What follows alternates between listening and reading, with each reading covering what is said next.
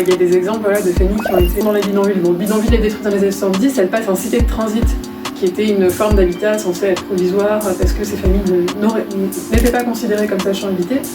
Mais les cités de transit, en fait, même si elles ne sont pas si transitoires que ça, au bout d'un moment, on finit quand même par les démolir parce qu'elles se sont bidonvillisées. Donc, deuxième habitat qui est détruit.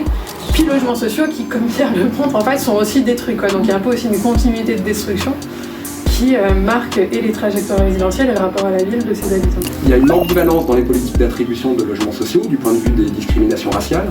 À la fois, il est bien établi sociologiquement qu'il y a des discriminations raciales. Donc si vous avez un patronyme maghrébin, par exemple, vous avez moins de chances d'accéder à un logement social valorisé.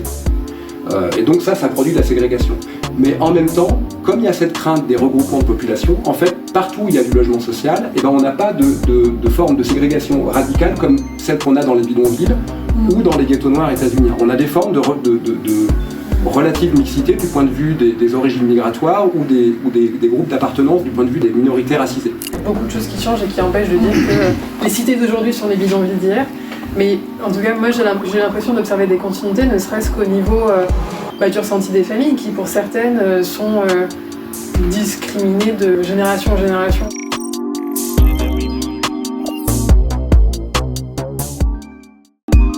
Il y a des exemples de familles qui ont été dans les bidonvilles. Bon, bidonville est détruite dans les années 70, elle passe en cité de transit, qui était une forme d'habitat censée être provisoire parce que ces familles n'étaient pas considérées comme sachant habiter.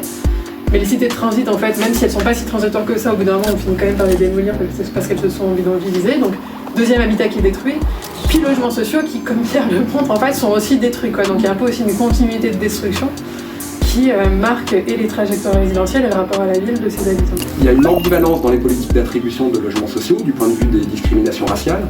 À la fois, il est bien établi sociologiquement qu'il y a des discriminations raciales. Donc, si vous avez un patronyme maghrébin, par exemple, vous avez moins de chances d'accéder à un logement social valorisé. Et donc ça produit de la ségrégation. Mais en même temps, comme il y a cette crainte des regroupements de population, en fait, partout où il y a du logement social, on n'a pas de forme de ségrégation radicale comme celle qu'on a dans les bidonvilles ou dans les ghettos noirs états-uniens. On a des formes de relative mixité du point de vue des origines migratoires ou des groupes d'appartenance du point de vue des minorités racisées. Beaucoup de choses qui changent et qui empêchent de dire que les cités d'aujourd'hui sont les bidonvilles d'hier.